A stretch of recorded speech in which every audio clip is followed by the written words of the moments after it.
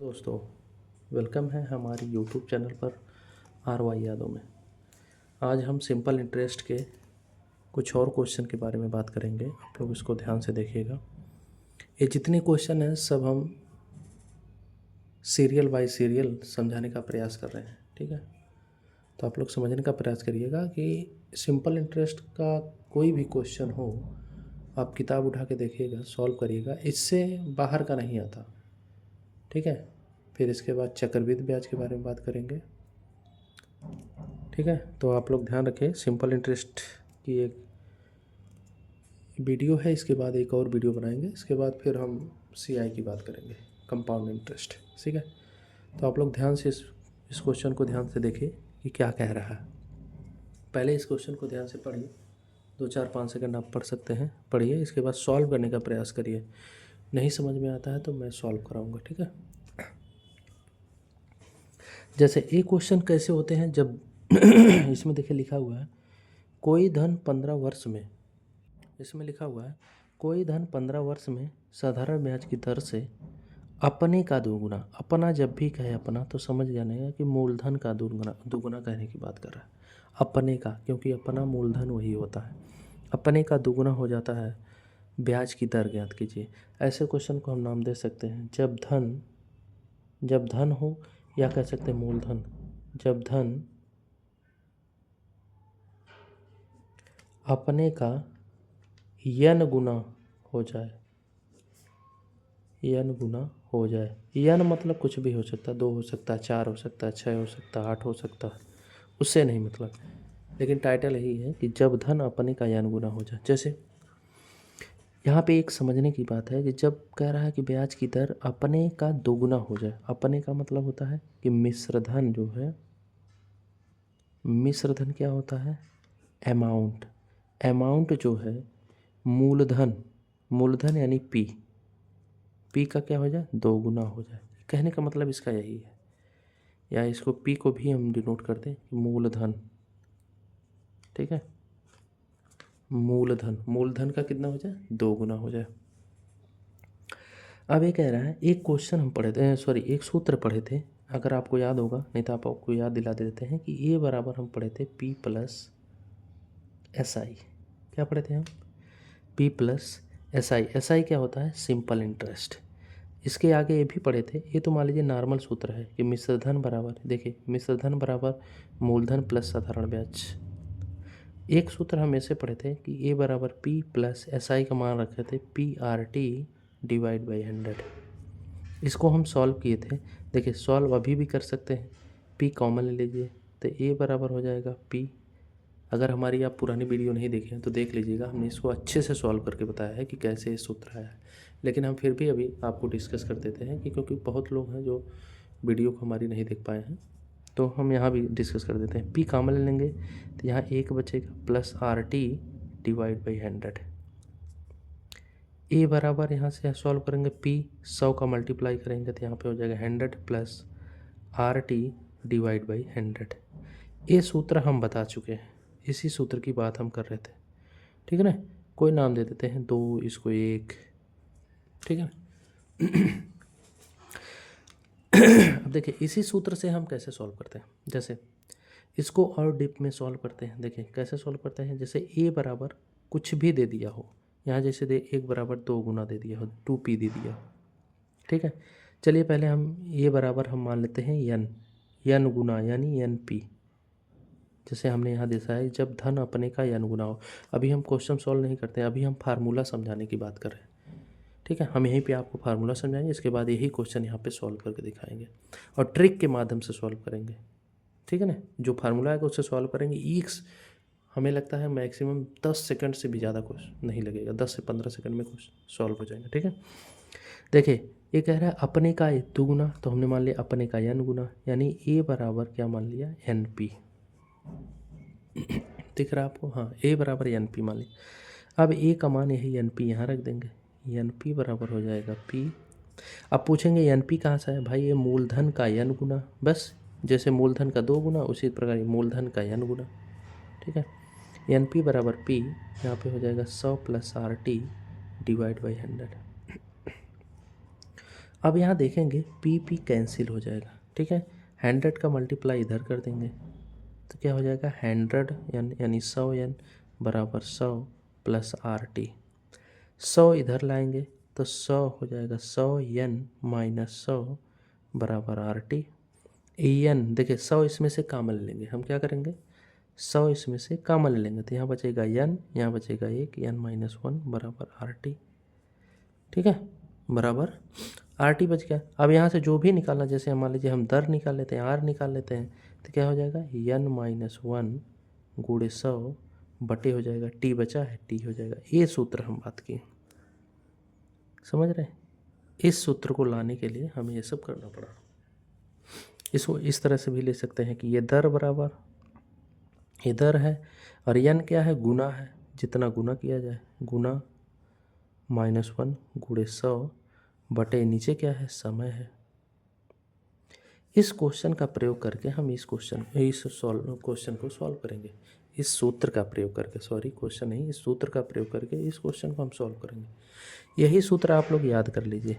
क्या याद कर लीजिए, या तो ये याद कर लीजिए, सिंपल रहेगा। RT बराबर n-1 गुणे 100, RT बराबर n-1 गुणे 100, ठीक है। तो अब इस क्वेश्चन को सॉल्व करते हैं। कोई धन 15 वर्ष में साधारण ब्याज की दर से अपने का 2 गुना हो जाए। तो यहाँ पे देखिए क्या पूछ रहा है, ब्याज की दर, तो दर बराबर निकालिए। दर बराबर हो जाएगा गुना -1, गुना -1 गुणे 100 बटे हो जाएगा समय। गुना कितना कह रहा है कि 2 गुना कह रहा है तो 2 - 1 हो जाएगा गुणे 100। समय कितना आपको दिया, 15 साल दिया।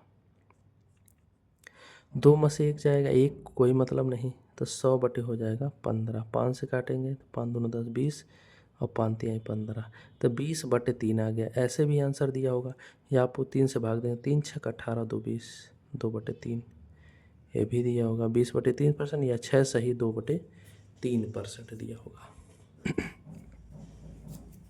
ठीक है, समझ पाए मेरी बात को। देखिए यही देखिए, अगर आप किसी टीचर से पढ़ते हैं, कोई भी टीचर हो, चाहे हम हो चाहे कोई और हो, जैसे कोई आपको समझा पाए, जैसे हमने देखिए बताया इससे ये सूत्र आया, इससे ये सूत्र आया, लेकिन आप किताब में देखोगे तो इस तरह नहीं लगा के बताया गया है। बहुत जगह नहीं बताएगा, कोई अपना सोल्यूशन या किताब छापा हो तो उसमें बताएगा, लेकिन अक्सर नहीं बताया गया। ठीक है, चलिए हम आगे क्वेश्चन को सॉल्व करते हैं। यहाँ पे दिया साधारण ब्याज की किस दर से कोई धन 5 वर्ष में अपने का 2 गुना हो जाएगा। साधारण ब्याज की किस दर से, दर निकालना है तो आप वही सूत्र लगाइए, RT बराबर गुना -1 या लिख सकेंगे n-1 गुना -1 गुणे 100। यही सूत्र याद कर लीजिए, ठीक है ना। तो आपको देखिए दर निकालना है तो R निकालना है। T कितना दिया है 5, तो हम लिख देंगे 5R बराबर गुना कितना है 2 गुना, तो 2 -1 गुणे 100 हो जाएगा। 2 में से 1 घटाएंगे तो 1 कोई मतलब नहीं, 100 हो गया। 5 से इधर भाग दे देंगे, 5 R बराबर 5 दूना 10 यानी 20। जो R आया यहाँ पे 20% आ गया। देखिए कितनी जल्दी क्वेश्चन सॉल्व हो। ठीक है, एक लास्ट क्वेश्चन, इसको आप लोग करिए, लेकिन मैं करके बताऊंगा 5 सेकंड बाद। ठीक है, हमें आशा आप लोग कर लिए होंगे, हम करते हैं। इसमें पूछा है कोई धन 5% वार्षिक ब्याज की दर से कितने वर्षों में, समय पूछा है। सूत्र लगा दीजिए, RT बराबर हो जाएगा n-1 यानी गुना -1 गुणे 100। 3 गुना है और यहाँ पे आपको दर दिया है तो 5T n-1 3 दिया है, 3 -1 गुणे 100 बराबर हो जाएगा 5T बराबर हो जाएगा 3 में से 1 जाएगा तो 2 गुणे 100। 5 से काटेंगे, 5 से कम 5, 5 दूना 10 यानी 20। तो समय बराबर कितना हो जाएगा 20 दूना 40। तो आपका टाइम जो हो जाएगा 20 दूना 40 आ जाएगा। ठीक है, इस क्वेश्चन को फिर से आप समझना चाहें तो समझ लीजिए। ठीक है, अगर आप समझ पाए तो हम आगे बढ़ें। ठीक, आगे बढ़ते हैं। चलिए हम आगे बढ़ते हैं। ये थोड़ा दूसरे टाइप का क्वेश्चन है, इसको भी ध्यान से देखिए। लिखा है जब T1 2 समय दिया हो, T1 समय में n1 गुना हो जाए और T2 समय में n2 गुना हो जाए, तब इस क्वेश्चन को कैसे सॉल्व करते हैं। हम देखिए इस क्वेश्चन को लाए हैं, इससे हम फार्मूला भी जनरेट करेंगे, फार्मूला भी लाएंगे, उसी फार्मूले पे इस क्वेश्चन को सॉल्व करेंगे। ठीक है, तो आप लोग ध्यान से देखिए, एक धनराशि दिया है 20 वर्ष में अपने की 2 गुनी हो जाती है, वह कितने वर्षों में अपने की 4 गुनी हो जाएगी। तो कैसे लगेगा? अभी देखिए हमने सूत्र पढ़ा है कि आर टी बराबर हमने पढ़ा है कि एन माइनस वन गुणे 100, यही सूत्र हमने पढ़ा है। ठीक है, अभी हमने जस्ट पढ़ा है यही सूत्र। अब इसमें क्या है, समय 2 दिया है, क्यों? क्योंकि 20 वर्ष में या कितने वर्षों में गुना हो जाता है, यानी n1। तो हम यहाँ लिख सकते हैं कि t बराबर निकाल सकते हैं n-1 गुणे 100 बटे r। कोई दिक्कत नहीं होनी चाहिए। अगर हम t को t1 मान लेते हैं, n को n1 मान लेते हैं, गुणे 100 बटे r, और इसको अगर हम समीकरण 1 मान लेते हैं, हमें लगता है कोई दिक्कत नहीं होनी चाहिए। दूसरा, हम अगर t1 को t2 मान लेते हैं, t को t2 मान लेते हैं, n को अगर हम n2 मान लेते हैं, गुणे 100 बटे r। यहाँ तक किसी को दिक्कत नहीं होनी चाहिए। कोई भी अगर किसी को दिक्कत हो तो आप लोग कमेंट जरूर करिए। हमें लगता है कोई दिक्कत नहीं होनी चाहिए। ठीक है, आगे चलते हैं। अब यहाँ हम लिखेंगे समीकरण, क्योंकि हमें t1 t2 n1 n2 यही तो निकालना है। तो समीकरण 1 में समीकरण 2 से भाग देने पर, क्या कहेंगे, भाग देने पर, अभी देखिएगा आप कि एक सूत्र छोटा सा बन के आएगा। ठीक है, जब भाग देंगे तो t1 बटे t2 बराबर, t1 की वैल्यू यहाँ दी है n1 माइनस 1 गुणे 100 बटे r दिया है, और t2 की वैल्यू दी है n2 माइनस 1 गुणे 100 बटे r दी है। ठीक है, यहाँ पे देखेंगे, देखिए ये r है सबसे नीचे, अगर इसको पलटेंगे तो ऊपर चला जाएगा, r बटे इतना हो जाएगा, लेकिन हम यहीं काट लेते हैं, r कैंसिल हो जाएगा, 100 कैंसिल हो जाएगा, तो यहाँ बचेगा t1 बटे t2 बराबर बचेगा n1 माइनस 1 बटे n2 माइनस 1। ये आपका सूत्र निकल के आ गया। अगर कहीं पर भी इम्पॉर्टेंट सूत्र है, याद रखिएगा, अगर कहीं पर भी आपको 2 समय दिया हो, 2 गुना दिया हो, यानी n दिया हो, गले में थोड़ा खराश है, कोई दिक्कत नहीं, गुना दिया हो यानी n दिया हो, तो आप इस सूत्र का प्रयोग करेंगे। जैसे देखिए अभी इस सूत्र से यही क्वेश्चन सॉल्व होगा। एक धनराशि 20 वर्षों में यानी t1 दिया है, दुगनी हो जाती है यानी n1 दिया है, 2 गुना हो जाता है, वह कितने वर्षों में यानी t2 पूछ रहा है, 4 गुनी हो जाएगी यानी n2 दिया है। समझ गए आप? सूत्र लगा दिए, t1 बटे t2 बराबर n1 माइनस 1 बटे n2 माइनस 1।